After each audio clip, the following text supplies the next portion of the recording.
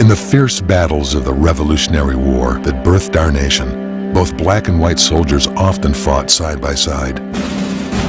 Why then do our classrooms seem to neglect the account of so many of our nation's great black leaders? What is the story and inspiration behind the early civil rights movement? And did the pastors and religious leaders of America play a role in the abolition of slavery? And what spiritual beliefs and influences shaped the lives of these great black men and women? Discover the forgotten and astonishing story of our nation's foundation in the American Heritage series. For centuries, Americans were taught a truthful view of history that recognized the godly heroes and moral foundation our nation was founded upon. But in recent years, a new version of history has assaulted the moral and spiritual fiber of our nation, leaving the truth of our past eliminated and forgotten until today. Join historian David Barton and experience the untold story of our nation's history in the American Heritage series. When God tells history in the Bible, He doesn't gloss it up. He tells it just the way that it happened. He tells the good, the bad, the ugly. Many of our greatest revolutionary heroes were patriots of African descent. There's no way you can separate political parties from black history unless you want to be politically incorrect, and then that requires a sacrifice of the truth. And I'm not going to do that. Many courageous and effective black leaders played pivotal roles in our government as early as the late 1800s. Nearly every Southern Republican Party was started by blacks, not whites. What is the story and inspiration behind these great patriots and heroes of the faith? And why have so many of their stories remained silent? Discover our nation's godly history in the American Heritage series. America, this is your heritage. The history of black Americans begins in 1619 when the first load of slaves sailed up the James River into Jamestown, Virginia, slavery introduced into America. The first history of African Americans is involuntary. For the next 150 years, black American history is really centered around the states because we don't have a nation, we don't have any kind of a national government. It's very much like it would have been in Europe. All the different states were really like nations. So the first real concerted national effort to end slavery occurs with the beginning of the national government. The first efforts to end slavery really began in 1787 when they had the Constitutional Convention. All the states have come together and they're trying to figure out how do we have a nation now. And within that group you had some pro-slavery, you had a lot of anti-slavery. Right. Overwhelming majority of states were anti-slavery, but some were pro-slavery. But again, they were just states back then, so they couldn't affect their neighbor. They could end it in their state, and they did.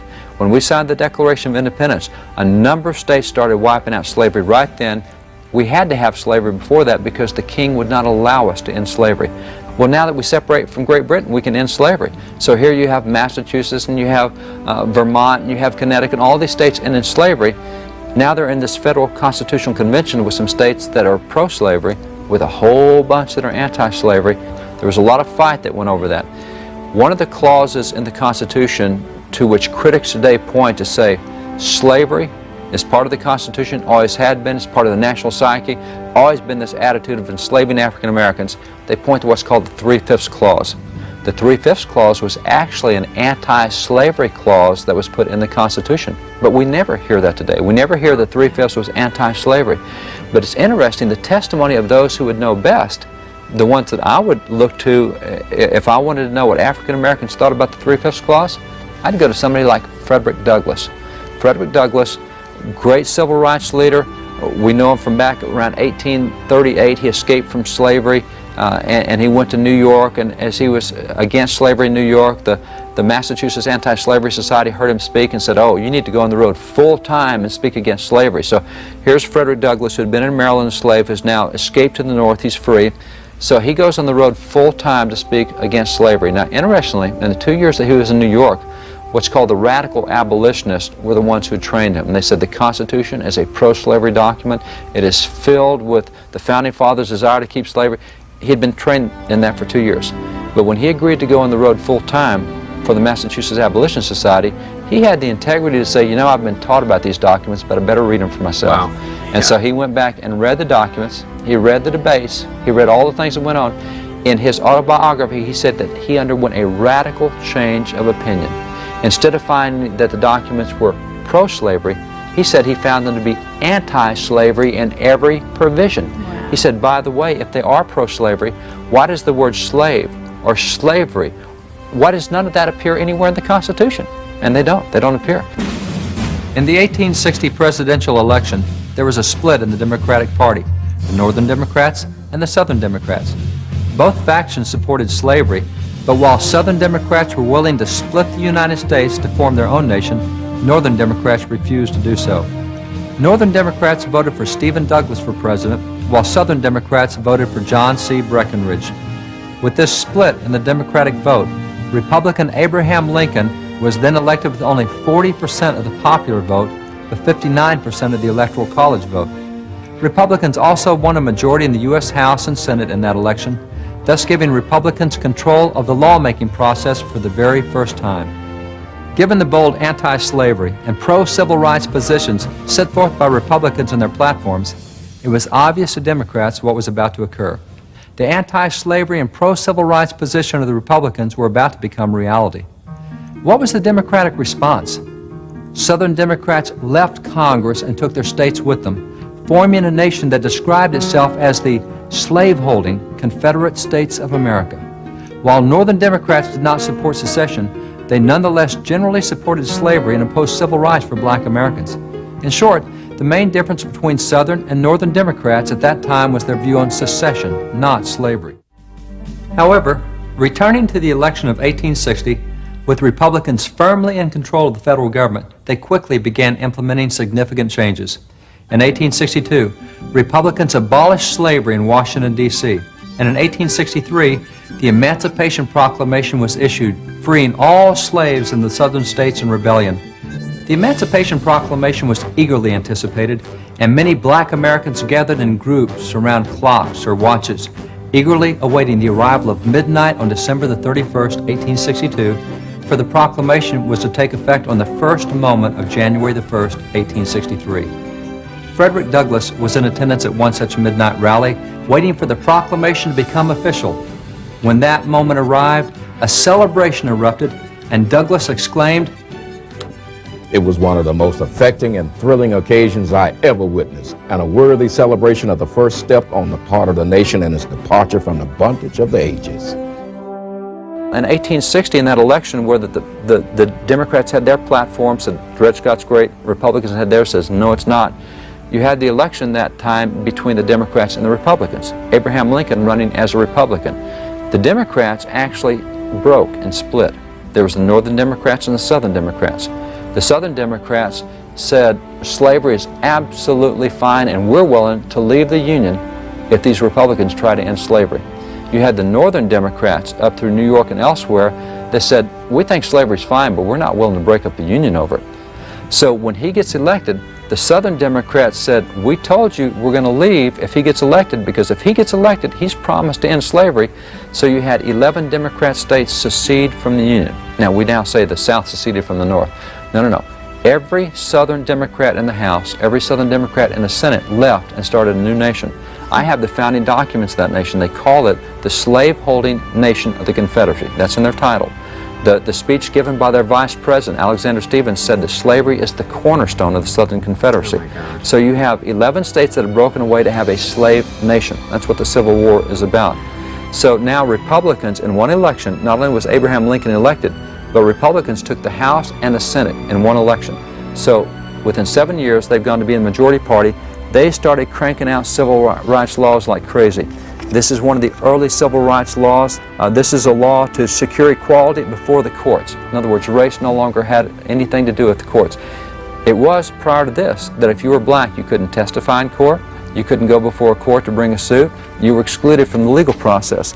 Here's a bill that's designed to give equal pay for soldiers. If you're black or if you're white, you're going to get paid the same. What are the dates of these? This bill is 1864. This is March the 5th of 1864. And is that an original? That's the original. This is the original as introduced in the Senate. This is Senate Bill 145. And this is the original Senate bill. Here's the House bill. This is H.R. 51. This is the bill that created the Freedmen's Bureau, another civil rights bill. So Republicans are cranking out civil rights bills like crazy. Many of our greatest revolutionary heroes were patriots of African descent. Many courageous and effective black leaders played pivotal roles in our government as early as the late 1800s. What is the story and inspiration behind these great patriots and heroes of the faith? And why have so many of their stories remained silent? Discover our nation's godly history in the American Heritage series. America, this is your heritage. There was indeed a clear difference between the philosophy of the Republicans and of Democrats on the issue of race and racial equality. Southern Democrats had been willing to form an entire nation on the foundation of white supremacy, and there was no doubt that the South was strongly Democratic. As a leading South Carolina Democrat testified during an 1871 congressional hearing, For the purposes of this hearing, sir, could you provide a breakdown along party lines as exists in your state? Almost 999 out of 1,000 of the decent people of South Carolina belong to the Democratic Party. The Republican Party is composed entirely of the colored people. when it came time for the presidential election of 1864, Southern Democrats were still fighting against the Union. Therefore, the presidential candidate for the Democrats that year was a Northern Democrat, Union General George B. McClellan. McClellan was actually running for president against his own commander-in-chief, but there was a clear difference between the two. In fact, Abraham Lincoln had twice replaced McClellan for failing to obey Lincoln's orders to launch aggressive attacks against the Confederacy. And not surprisingly, the anti-black tone of this Northern Democrat shone through in his presidential campaign. For example, examine this 1864 campaign piece for General McClellan. Why does he urge citizens to vote for him? Because, as he explains, our bloody Civil War has now lasted nearly 4 years under the mismanagement of Abraham Lincoln. Nearly 1 million white men have been sacrificed. Notice another of his complaints. Lincoln has declared his intention to convert the Civil War into a war for forcible abolition and Negro equality, social and political. According to McClellan, since white lives were being lost, and since Republicans were seeking both abolition and Negro equality, McClellan argues that he, as a Democrat, should be elected so that he could halt those policies. Republicans also took clear positions in that 1864 presidential campaign. The 1864 Republican platform therefore called for a constitutional amendment to completely abolish slavery, and work was begun in Congress almost immediately on that amendment. That same year, President Lincoln won re-election to a second term. It was in 1865 that the Civil War finally came to a close. The nation of slave-holding states had been defeated. President Lincoln and the black troops of the 29th Connecticut Regiment visited Richmond, the former capital of the Confederate States of America. An officer in that black regiment recorded the scene.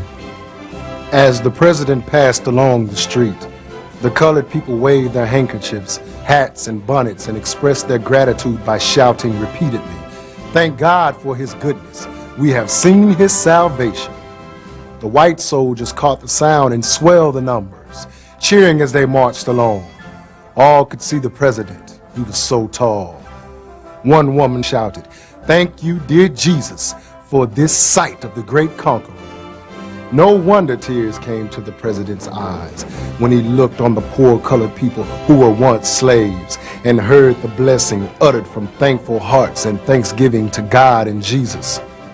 Thousands of colored men in Richmond would have laid down their lives for President Lincoln.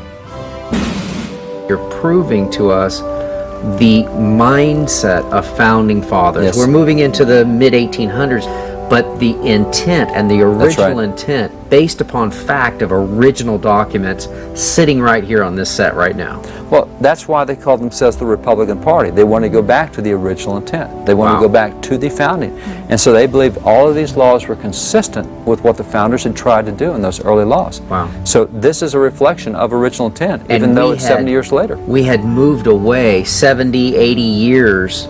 We had moved really far away from the original intent of the Founding Fathers, and this was a correction of that pendulum. That's right. moving. Yeah. That 35 years in Congress from 1820 to 1854, 1855, Democrats were reversing a lot of the early laws. They said, you know, George Washington said no slavery in federal territories. We don't like that law.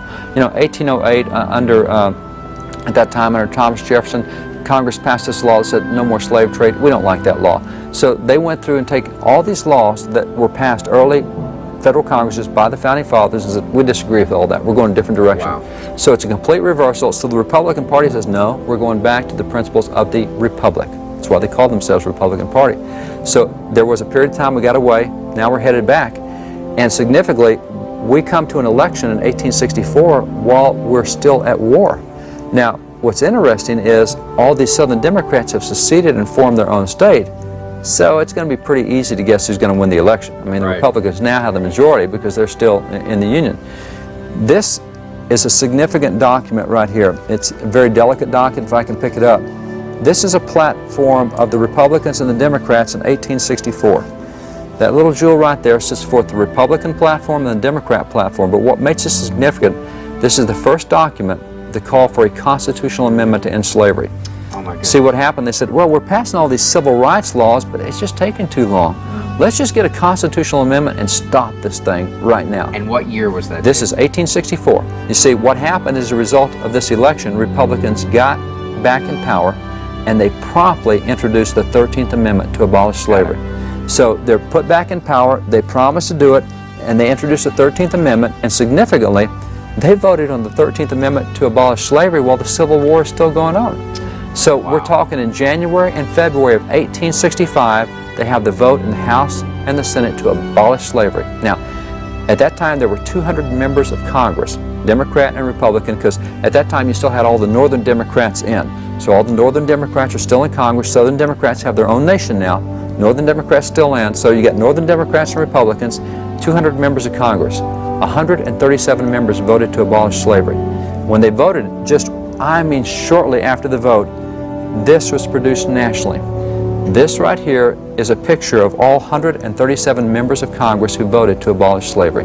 Everyone. And it's got Abraham Lincoln right at the center because he was leading the charge on the 13th Amendment. Now, under the Constitution, a president has no role in a constitutional amendment. Wow. The president does nothing. This is the only constitutional amendment in American history signed by a president of the United States. He did it symbolically to say, I know I've got nothing to do with passing the amendment officially, but I want you to know I'm behind this. So he signed it. Now, at that time, you had 118 members of Congress that were Republican. You had 82 members of Congress that were Democrat. As it turns out, 118 out of 118 Republicans voted to end slavery. Only 19 out of 82 Northern Democrats voted to end slavery. So that's why you only have 137. You see, you have 23% of Democrats in the North who want to end slavery. 3/4 didn't, but you have 100% of Republicans who want to end slavery. So the 13th Amendment is passed, it goes to the states, it is ratified. Many of our greatest revolutionary heroes were patriots of African descent. Many courageous and effective black leaders played pivotal roles in our government as early as the late 1800s. What is the story and inspiration behind these great patriots and heroes of the faith, and why have so many of their stories remained silent? Discover our nation's godly history in the American Heritage series. America, this is your heritage. When the vote had been taken in Congress on the 13th Amendment to abolish slavery, the chambers had been packed from wall to wall with expectant observers. When the numbers were counted, and it was announced that the amendment had passed, a roar erupted from the thousands in the chamber. Hats were thrown and voices were raised in exuberant cheers. Congress had voted to end slavery. How should something that profound be celebrated? Members of the House asked that a sermon be preached to commemorate the event. And whom did they ask to preach the sermon? the Reverend Henry Highland Garnett. Garnett became the first African American to speak in the halls of Congress, and he delivered this sermon. Today, it may sound strange to hear that there was a sermon preached in the Capitol.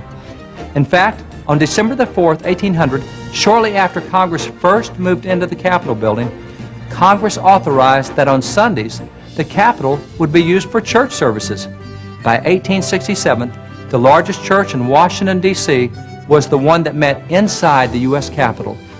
Reverend Garnett preached this sermon on Sunday, February the 12th, 1865, and it was powerful. He began that sermon with a recollection of his own personal experiences. What is slavery? Too well do I know what it is. I was born among the cherished institutions of slavery. My earliest recollection of parents, friends, and the home of my childhood are clouded with its wrongs. The first sight that met my eyes was my Christian mother enslaved. Garnett then reviewed the prominent historical leaders of both church and state who had strongly opposed slavery.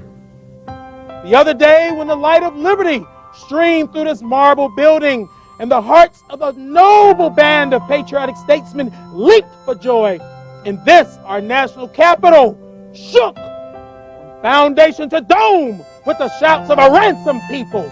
Then methinks the spirits of Washington, Jefferson, the Jays, the Adams, and Franklin, and Lafayette, Giddings, and Lovejoy, and those of all the mighty and glorious dead remembered by history because they were faithful to truth, justice, and liberty, were hovering over this august assembly.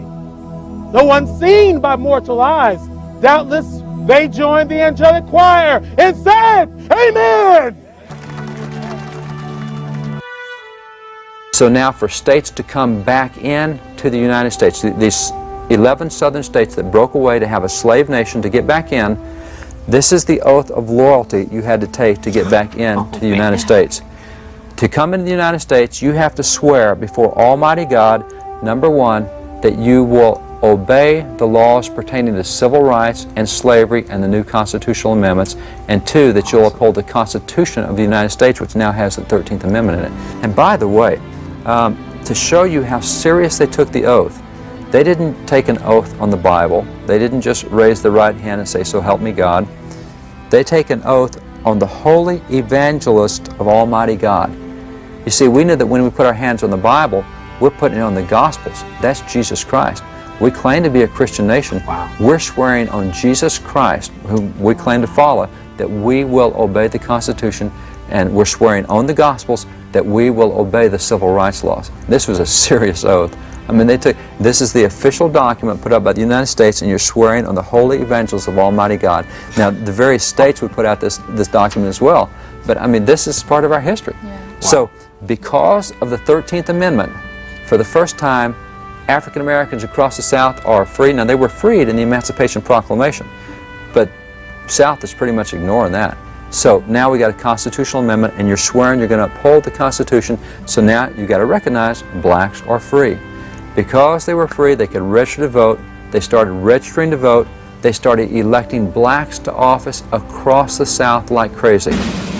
Because of the 13th Amendment and the end of slavery, black Americans, particularly in the South, could now enjoy their first real taste of civil rights, their first genuine opportunity for political participation. Within a year, blacks were registering to vote and were forming political parties across the South.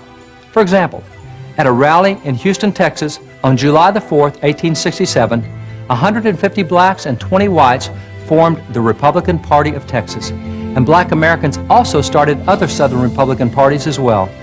For a few years, Republicans became the political majority in most of the Southern states.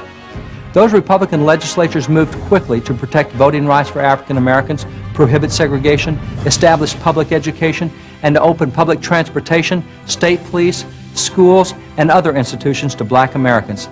Not only were the Southern legislatures at that time Republican, but at least for a few years, nearly every Southern legislature included many black legislators. In fact, the first 42 blacks elected to the state legislature in Texas were all Republicans. And in Louisiana, the first 95 black representatives and the first 32 black senators were, again, all Republicans. Similarly, in Alabama, the first 103 blacks elected to the state legislature were all Republicans. In Mississippi, the first 112 black legislators were Republicans. In South Carolina, the first 190. In Virginia, the first 46. In Florida, the first 30, and the same in North Carolina. And in Georgia, 41 blacks were elected to the state legislature, all as Republicans. The Republican Party of Texas was founded in Houston on the 4th of July, 1867, by 150 blacks and by 20 whites. Nearly every Southern Republican Party was started by blacks, not whites. Well, of course, in those states, they're opposing this, that the racists are really out, and Democrats are saying this is not fair. And because they would not recognize the civil rights laws, even though they swore to do so, that's why the 14th Amendment was passed. The 14th Amendment says every freed slave now has the rights of citizenship of every other citizen. Because in the South, southern states are saying, well, those blacks might be freed, but they're sure not citizens of our state. Well, the 14th Amendment says, oh, yes, they are. Wow. Any right of citizenship. And because of the 14th Amendment, we can now elect blacks to the federal Congress. These guys right here. That's the first 7 blacks elected to the federal Congress, right there. This guy is the first black U.S. Senator, Hiram Rhodes Revels. Oh, dare I say, he's a preacher of the gospel. He was a missionary, he was a chaplain in the Civil War, he raised 3 black regiments for the Union Civil War, he went on to become the president of Alcorn College. And over on this side, really cool guys, Robert Brown Elliott, Joseph Hayne Rainey. And Joseph Hayne Rainey, by the way, is the first black elected to the House of Representatives. He actually served as Speaker of the House. A black served as Speaker, yeah. All 7 of these guys are Republicans. Matter of fact, the first 23 blacks elected to the federal Congress were all Republicans. Now, you want to get embarrassed, there is a great website called Neglected Voices. Neglected Voices are the speeches of the first 23 blacks who served in Congress. Now, half of these guys have been educated in a 5-year period, and they were self-educated. They taught themselves. I'm embarrassed to read those speeches because it takes me a dictionary to understand what they're saying. Their word level, their vocabulary level, their syntax, sentence structure, way over anything I would ever think about saying or doing. I get so inspired reading these guys. I mean, here they are. 5 years ago, they're slaves. Now they're members of Congress, and you read their speeches, and it'll throw you through the roof. It'll lift you right off your chair to see what these guys did. Unbelievable. 4 of these guys became university presidents. Half of them became teachers. Several were pastors. I mean, it's unbelievable what these guys did in a short period of time. Wow. And we never hear that today. So that aspect of American history that deals with ending slavery and starting forward progress for African Americans, wonderful time in history, filled with wonderful individuals who fought. There's a lot of tragedy involved, but there's a lot of victory involved, and these guys are representative of that time. It's a wonderful time in American history. For more information on the American Heritage Series, or to find books and other resources, visit wallbuilders.com. Through the American Heritage Series, renowned historian David Barton communicates our nation's forgotten, godly foundations and encourages us to once again view history through a truthful lens. For only when we recognize and embrace God's hand in our history can America become all that it was intended to be. Through Wall Builders, historian David Barton seeks to rebuild the walls of America's unique religious, moral, and constitutional heritage by educating the public and encouraging people of faith to become active in strengthening America's great foundations. For more information on how you can become involved, visit wallbuilders.com.